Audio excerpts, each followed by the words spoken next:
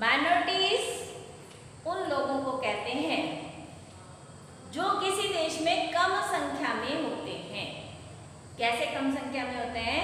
ऐसा हमारे देश में ऐसा माना जाता है कि जिन लोगों की पॉपुलेशन रिलीजन या लैंग्वेज के बेस पर 50% से कम है वो माइनॉरिटीज हैं। बच्चों, हमारे देश में दो तरह की माइनॉरिटीज को कंसिडर किया गया। एक है रिलीजियस माइनॉरिटीज, जैसा हम सब जानते हैं भारत एक हिंदू देश है, यानी हिंदू लोगों का, हिंदू रिलीजन को फॉलो करने का यहाँ पर बहुमत है, उनके फॉलोअर्स का यहाँ पर बहुमत है। तो अलग, इससे अलग जो रिलीजियस बिलीव्स रखने वाले लोग हैं जिनकी संख्या कहीं ना कहीं कम है, 50% से कम है, उन सबको माइनॉरिटीज कंसिडर किया गया है।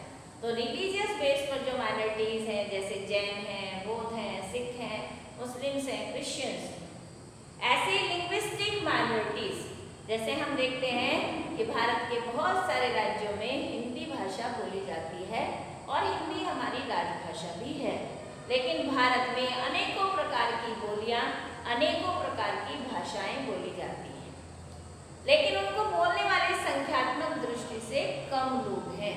तो इस तरह के लोगों को लिंग्विस्टिक माइनॉरिटीज बोलते हैं। तो हमारा कॉन्स्टिट्यूशन कहता है all minorities both religious and linguistic can set up their own educational institute. वो अपने शिक्षण संस्थानों को सेटअप कर सकते हैं, उनकी स्थापना कर सकते हैं। किसके लिए? टू प्रिजर्व, रक्षा करने के लिए, उनको संरक्षित करने के लिए, एंड डेवलप, और विकास करने के लिए। किसका विकास करने के लिए? देयर ओन कल्चर, अपनी संस्कृति का विकास करने के लिए, अपनी भाषाई संस्कृति का विकास करने के लिए, अपनी धार्मिक संस्कृति का विकास करने के लिए minorities have right to set up their own educational institutes. That is our fifth fundamental right. Then last right, right to constitutional remedies. Remedies बोलते हैं उपचार। जैसे कोई बीमार होता है तो डॉक्टर के पास जाता है, डॉक्टर क्या करता है? उसको रेमेडीज सजेस्ट करता है, क्या उपाय हैं इस बीमारी से बचने के लिए। इसी तरह से हमारा जो सिक्स्थ राइट है, सिक्स्थ राइट जो हमारे कॉन्स्टिट्यूशन ने हमको दिया है, that is right to constitutional remedies, संवैधानिक उपचारों का अधिकार। इसका अर्थ क्या है कि अगर ये हमारे जो 5 फंडामेंटल राइट है जिनके बारे में हमने अपने लास्ट 3 क्लासेस में डिस्कस किया है, right to equality, right to freedom, right against exploitation, then right to religious freedom, then cultural and educational right. तो जो ये 5 फंडामेंटल राइट्स हैं, अगर ये राइट्स किसी व्यक्ति के द्वारा या सरकार के द्वारा भंग किए जाते हैं, हमसे छीन लिए जाते हैं, तो हम क्या करेंगे? हम कहाँ जाएंगे? तो उसके लिए संविधान कहता है कि हाँ, इन राइट्स का संरक्षण कौन है, उनका गार्जियन कौन है?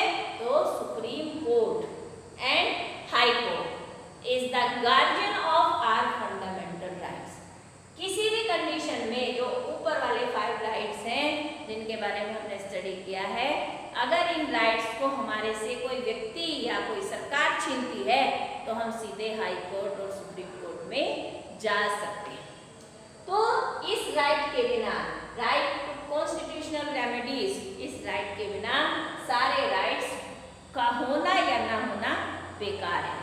इसीलिए इस राइट की इम्पोर्टेंस को बताते हुए अब हमारे संविधान निर्माता डॉक्टर भीमराव अंबेडकर ने कहा था कि right to constitutional remedy is soul of Indian constitution.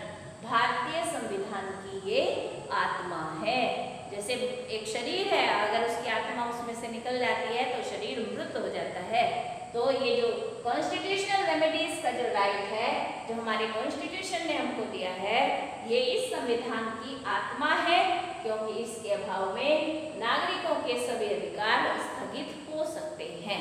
तो ये सबसे इम्पोर्टेंट राइट है और इस राइट के अंतर्गत हर व्यक्ति अपने अधिकारों की अगर उसके साथ कोई मिसबिहेव होता है किसी भी आधार पर, तो वो सीधे हाई कोर्ट और सुप्रीम कोर्ट में जा सकता है, अपने अधिकारों की मांग रख सकता है, उनका संरक्षण कर सकता है। Okay, thank you.